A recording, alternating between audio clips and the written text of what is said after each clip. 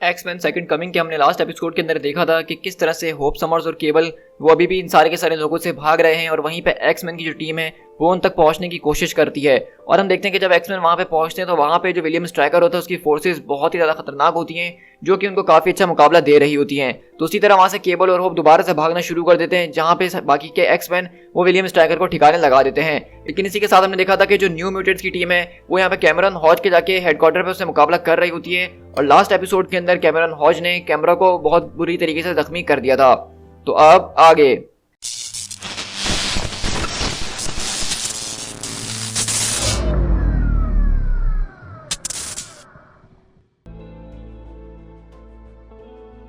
तो उसी तरह हमारी कहानी दोबारा वहां से शिफ्ट होती है जहां से हमने लास्ट एपिसोड अपना एंड किया था। कर्मा के सामने खड़ा हुआ है और उसको बुरी तरीके से घायल कर चुका है।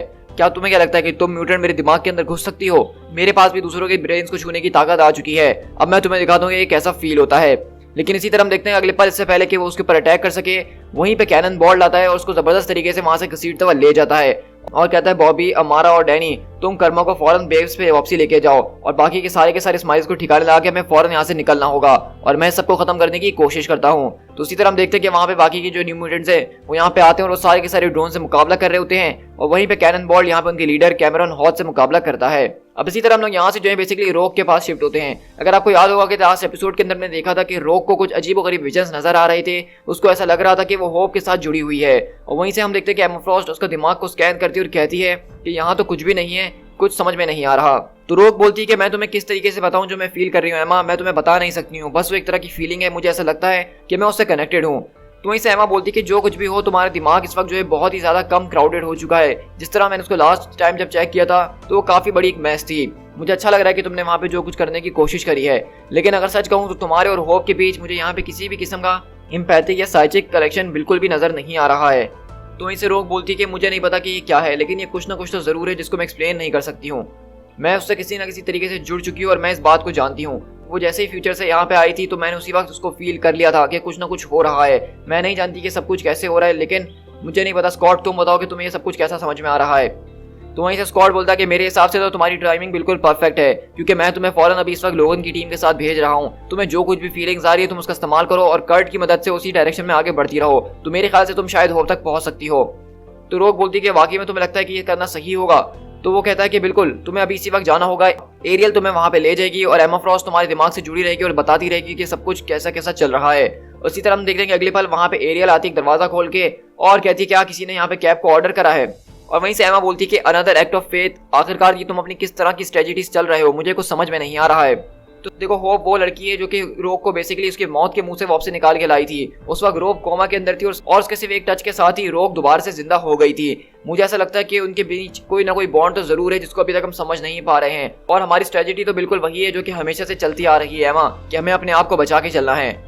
उसी तरह हम देखते हैं कि यहाँ पे कैमरन हॉज बोलता है तुम बहुत ही ज्यादा तेज हो लड़के, अगर मैं यहाँ पे 2 सेकंड के लिए खड़ा हो गया तो तुम मुझे अच्छा खासा नुकसान पहुंचा सकते हो, लेकिन मैं इस बात को भी जानता हूँ कि तुम अच्छी तरीके से किसी चीज को डॉज नहीं कर सकते हो। और अगले बार हम देखते हैं कि बेसिकली वो यहाँ पे कर्मा की जो बॉडी होती है उसको सामने ले आता है जिसकी एक टांग टूट चुकी है और हम देखते हैं कि ये देख के फौरन वहाँ पे जो है कैनन बॉल एक जबरदस्त किस्म का ब्रेक मारता है और इसी बात का फायदा उठाते हुए Cameron Hodge basically cannon ball को भी अपनी अजीबोगरीब तारों के अंदर जगड़ लेता है और यही बोलता है कि मैं तुम्हारी सारी की सारी पावर्स को जितने अच्छे तरीके से जानता हूँ, तुम्हारी हर एक वीकनेस के ऊपर भी मेरी उतनी ही ज्यादा नजर है। तुम्हें मैंने इतनी गहराई से स्टडी करा है जितना तुम सोच भी नहीं सकते हो और ये सारी की सारी टेंटेड ब्लड लाइन अब तुम्हारी इसी तरीके से खत्म होने वाली है।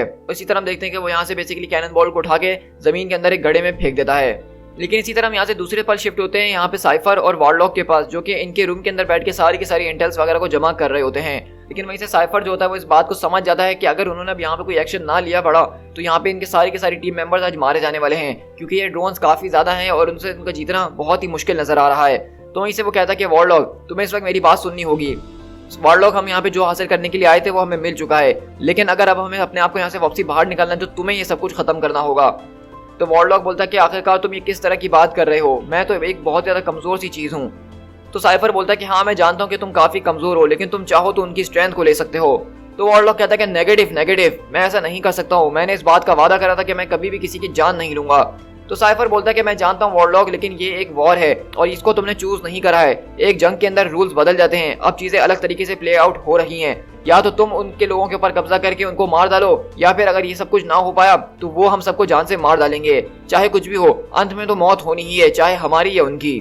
तो इसी तरह हम अगले पल देखते हैं कि यहाँ से एरियल जो है बेसिकली रोग को यहाँ पे वुल्वरीन वगैरह के पास लेकर आती है और वहीं से कहती है क्या तुमने थोड़ा सा क्लिंग चीज महसूस करी है, ये जब भी तुम टेलीपोर्ट करोगी तुम्हें फील होगी। तो रोग बोलती है कि हाँ ये इतना ज्यादा कुछ खास नहीं था, मैं इसको बर्दाश्त कर सकती हूँ। और वहीं से क्लॉसस बोलता है कि रोग क्या तुम्हारे पास वाकई में इस तरह की कोई चीज मौजूद है जिसके जरिए तुम होप समर्स को ट्रैक कर सकती हो, क्योंकि बेस्टियन इस वक्त केवल और होप का बिल्कुल भी पीछा नहीं छोड़ रहा है। मुझे नहीं पता कि वो ये सब कैसे कर रहा है, लेकिन उसने पूरा का पूरा कार्नेज मचा के रखा हुआ है। और सच कहूं तो इस वक्त हमारे हाथ कुछ भी नहीं लगा है, हमें नहीं पता कि हमें किसको ढूंढना है और किसको पकड़ना है। और इसी तरह हम देखते हैं कि वुल्वरीन बोलता है कि ठीक है एल्फ, अब तुम्हारी बारी है, तुम रोग को अपने साथ लेके जाओगे और सीधा जिस डायरेक्शन में वो बोल रही है वहां पे तुम जंप्स करते रहोगे। तुम छोटे छोटे टाइट जंप्स लेते रहोगे और जब तक तुम वहां पे ना पहुंच जाओ हम तुम्हारा पीछा करते रहेंगे गाड़ी के जरिए। हम पूरी कोशिश करेंगे कि हम तुम्हारी स्पीड पे चलने की कोशिश करें। तो वहीं से हम देखते हैं कि नाइट क्रॉलर बोलता है कि यार क्या हम लोग अब सब एक साथ नहीं जा सकते एरियल्स की पावर को इस्तेमाल करते हुए। तो एरियल बोलती है कि श्योर, जब तक यहाँ पे दरवाजे मौजूद हैं मैं अपनी पावर्स को इस्तेमाल कर सकती हूँ, लेकिन मुझे नहीं लगता कि इस पूरे के पूरे वाइल्ड जंगल के अंदर हमें कोई भी दरवाजा मिलने वाला है, तो इसलिए मैं यहाँ पे इतना ज्यादा फायदेमंद तुम्हारे लिए नहीं हो सकती हूँ। तो वहीं से लोगन बोलता है कि एरियल हमारी बैकअप है और वो मेरे और एक्स के साथ रहेगी। चलो फौरन से आगे बढ़ो, हर एक सेकंड हमारे लिए कीमती, हम उसको बर्बाद नहीं कर सकते हैं। हम एक सेकंड यहाँ पे जाया करेंगे और दुश्मन एक एक यार्ड उसके करीब आते ही जाएंगे। और इसी तरह हम देखते हैं कि बेसिकली यहाँ पे नाइट क्रॉलर जो है वो रोग को अपने साथ लेता है और टेलीपोर्ट करता हुआ वहां पे जा रहा है जहाँ पे होप हो सकती है। और इसी तरह हम देखते हैं कि 3 से 4 जंप के बाद यहाँ पे नाइट क्रॉलर की हालत काफी खराब हो जाती है। तो रोग बोलती है कि वो लोग मेरे हिसाब से नॉर्थ वेस्ट में उस तरफ होने चाहिए, मोर और लेस, मे बी वो हमसे आधी ही दूरी के ऊपर मौजूद हैं। एमा क्या तुम्हें कुछ समझ में आ रहा है? तो एमा बोलती कि हाँ मैं तुम्हें सुन सकती हूँ और मैंने डॉक्टर नेमेसिस को तुम्हारे एक ग्रेड रेफरेंस दे दिया जिसको तुम फॉलो कर रही हो। वो एक तरह का मैप बना के लोगन और उसकी टीम के साथ शेयर कर देंगे ताकि वो जल्द से जल्द तुम्हारे पीछे आ सकें। और वहीं से साइक्लोप बोलता कि तुम बहुत अच्छा काम कर रही हो रोग, बस इसी तरह आगे बढ़ती रहो। तो उसी तरह हम देखते हैं कि वहां से रोग बोलती है क्या हम यहाँ 2 मिनट रुक के सांस नहीं ले सकते हैं? मेरे ख्याल से हमने काफी ज्यादा जम ले ली और नाइट क्रॉलर की हालत ठीक नहीं लग रही है। लेकिन वो कहता है कि मैं बिल्कुल ठीक हूँ रोग, ये एक तरह की वेकेशन ट्रिप है मेरे लिए जो कि बहुत ज्यादा तेजी से गुजर रही है। नेक्स्ट टाइम हम पूरी की पूरी पिकनिक बनाने के लिए आएंगे। और इसी तरह हम देखते हैं कि नाइट क्रॉलर यहाँ पे बिल्कुल भी नहीं रुकता है और अगले पल वो दोबारा से अपना टेलीपोर्टेशन ऑन करते हुए एक के बाद एक जंप ले रहा होता है। तो आप अंदाजा लगा सकते हैं कि यहाँ से किस तरह से नाइट क्रॉलर अपनी पावर्स को बिल्कुल एक्सट्रीम पे इस्तेमाल कर रहा है।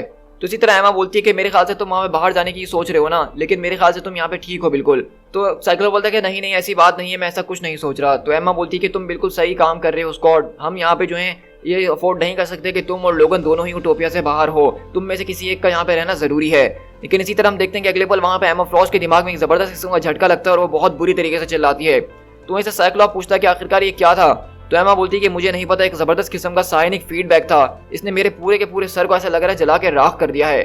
इसी तरह हम देखते हैं कि अगले पल वहां पे आती हैं कुकूस और वो भी बोलती हैं कि मिस्टर समर्स, सेलिब्रा हमारे ऊपर बहुत जोर से चिल्लाया है, बहुत ज्यादा जोर से। और इसी तरह हम देखते हैं कि कुकूस की भी आंख से खून निकल रहा होता है और उनकी भी हालत काफी ज्यादा बुरी हो चुकी है। और इसी तरह हम यहाँ से शिफ्ट होते हैं बेस्टियन के पास, जो कि बोलता है कि तुम्हारी टाइमिंग है, मिस्टर पियर्स ने अपना काम बहुत अच्छे तरीके से कर दिया है।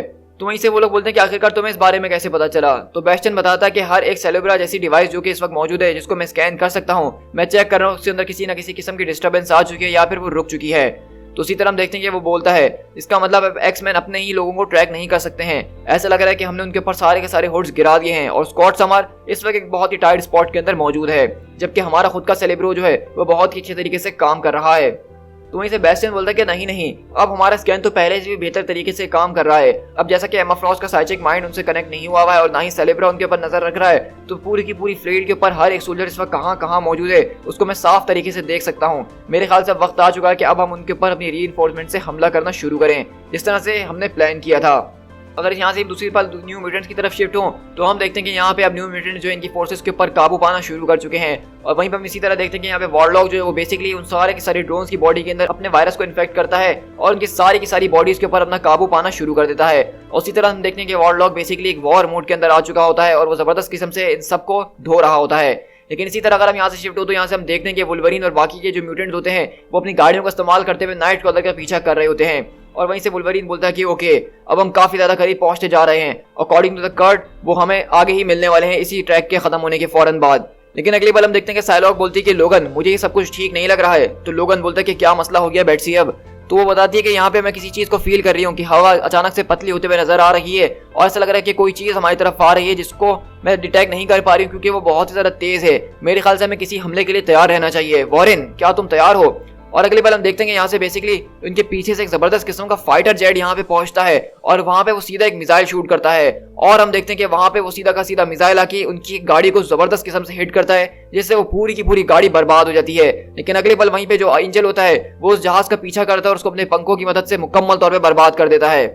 लेकिन इसी तरह हम देखते हैं कि वहां पे दरअसल जिस गाड़ी के ऊपर वो मिसाइल गिरा होता है वो गाड़ी वुल्वरीन, लॉरा और एरियल की होती है जिसके अंदर वो तीनों मौजूद थे। और इसी तरह हम देखते हैं कि जब वो पूरा का पूरा धमाका चल रहा होता है तो उसके अंदर से वुल्वरीन और लॉरा तो बच जाते हैं क्योंकि इनके पास हीलिंग फैक्टर मौजूद है। लेकिन इस वक्त हम देख रहे हैं कि लोगन और लॉरा की पूरी बॉडी जल के राख हो चुकी है। और वहीं से वो बोलता है क्लॉसस कि लोगन, क्या तुम ठीक हो? तो लोगन बोलता है कि हमें इससे कोई फर्क नहीं पड़ता, हम हील कर जाएंगे। लेकिन एरियल नहीं कर सकती है। अब पीछे देखने की जरूरत नहीं है, जो हो चुका है उसको रोका नहीं जा सकता है। अब हम रुक नहीं सकते हैं किसी भी कीमत के ऊपर, हमें जीतना ही होगा। बदले का टाइम बाद में जरूर आएगा।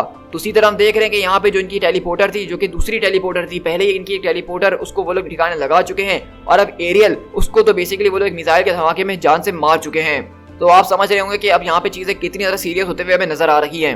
तो इसी तरह देखते हैं कि एमा फ्रॉस्ट दोबारा से अपने होश के अंदर आती है और कहती है कि एक मिसाइल स्ट्राइक हमारे पर हुई है, वो भी डायरेक्ट हिट। एरियल जो इस वक्त मर चुकी है। मुझे माफ कर देना स्कॉट, मुझे समझ में नहीं आ रहा कि ये सब कैसे हो रहा है। इसका मतलब अब हम अंधे और लेम दोनों ही हो चुके हैं। अब हमें ये तक नहीं पता कि हमारे बंदे इस वक्त फील्ड के अंदर कहाँ मौजूद है और वो क्या कर रहे हैं। हमें तो ये भी नहीं पता कि अब हमें किसके ऊपर अटैक करना है।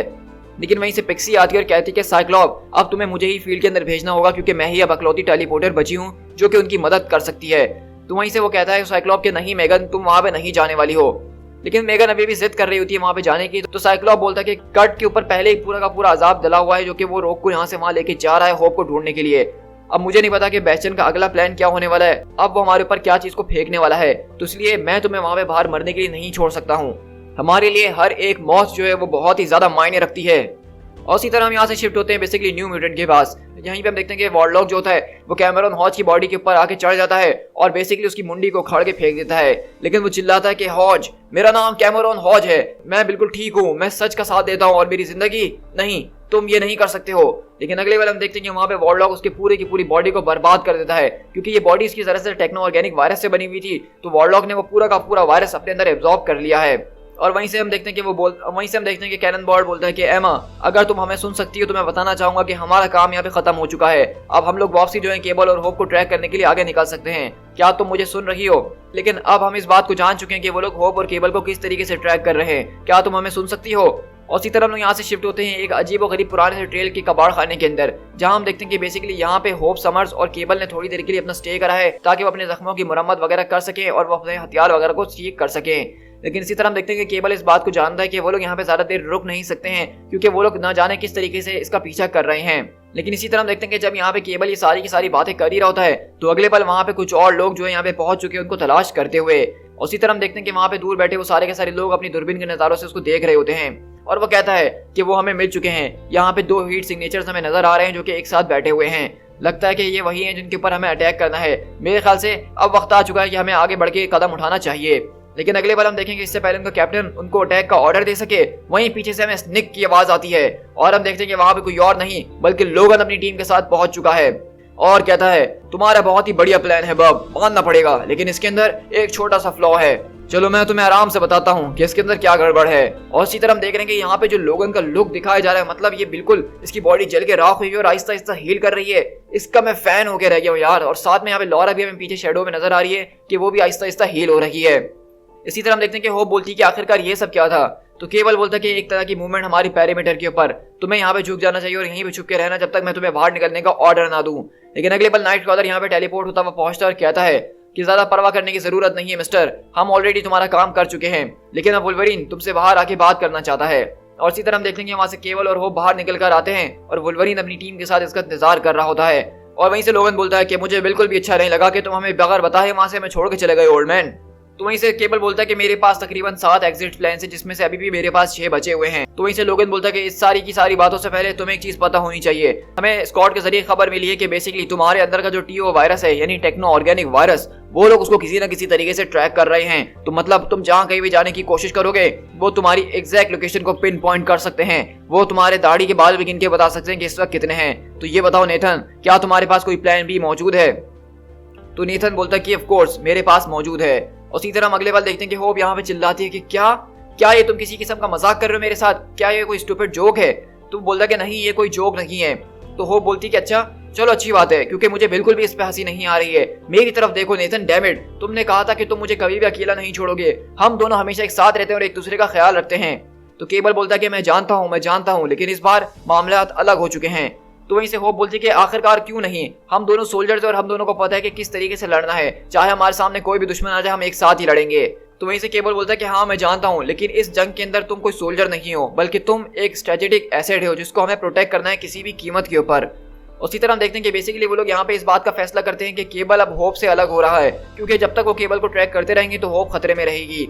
उसी तरह हम देखते हैं कि लोगन यहाँ पे बोलता है। तो वहीं से हम देखते हैं कि रोग बेसिकली यहाँ पे वुल्वरीन को हाथ लगाती है और कहती है, क्या तुम इस बारे में श्योर हो लोगन?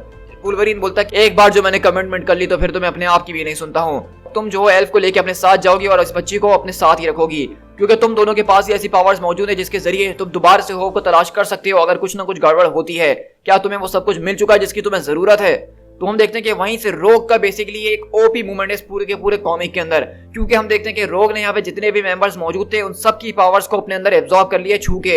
यानी कि यहाँ पे उसके पास साइलॉक की पावर मौजूद है, क्लॉसस की बॉडी मौजूद है, आर्क एंजल के विंग्स मौजूद है, वुल्वरीन के क्लॉज मौजूद है और लॉरा के जो पैर वाले क्लॉज हैं वो भी उसके पास मौजूद हैं। और वो बोलती है कि thanks for the loan guys, मैं बिल्कुल तैयार हो चुकी हूँ। मेरे ख्याल से इससे ज्यादा तैयार मैं और हो भी क्या सकती हूँ। तो इसी तरह हम देख रहे हैं कि बेसिकली रोग यहाँ पे एक ओपी कैरेक्टर यहाँ पे बनते हुए नजर आ रहा है, जिसने सारे के सारे 5-6 एक्समैन की पावर को अपने अंदर एब्जॉर्ब कर लिया है। अब वो होप समर को लेकर नाइट क्रॉलर के साथ उटोपिया की तरफ जाएगी। तो इसी तरह हम होप बोलती है कि चलो फिर अब सोचने की क्या जरूरत है, हमें फौरन आगे निकलना चाहिए। तो वहीं से हम देखते हैं कि केबल बोलता है कि जितना जल्दी तुम लोग यहाँ से बाहर निकल जाओ तुम्हारे लिए उतना ही ज्यादा अच्छा है, हमें जल्द से अलग हो जाना चाहिए। तो वहीं से नाइट क्रॉलर आता है केबल के पास और कहता है कि नेथन, अगर तुम दोनों को गुड बाय कहने के लिए कुछ मोमेंट चाहिए तो तुम लोग कर सकते हो। तो केबल बोलता है कि नहीं, मैं कभी किसी से गुड बाय नहीं कहता हूँ, तुम्हें यहाँ से फौरन आगे चले जाना चाहिए। इसी तरह रोग बोलती है, क्या तुम तैयार हो होप? तो होप बोलती है कि हाँ, पहले से कहीं ज्यादा। और इसी तरह आप देखते हैं कि बेसिकली नाइट क्रॉलर वहां पे उन दोनों को पकड़ के वहां से टेलीपोर्ट हो जाता है। और इसी तरह लोगन बोलता है, ओके पीपल, हमने आज बहुत ही अच्छा काम करा है, अब ये बताओ कि यहाँ पे लड़ाई के लिए कौन कौन तैयार है? To be continued.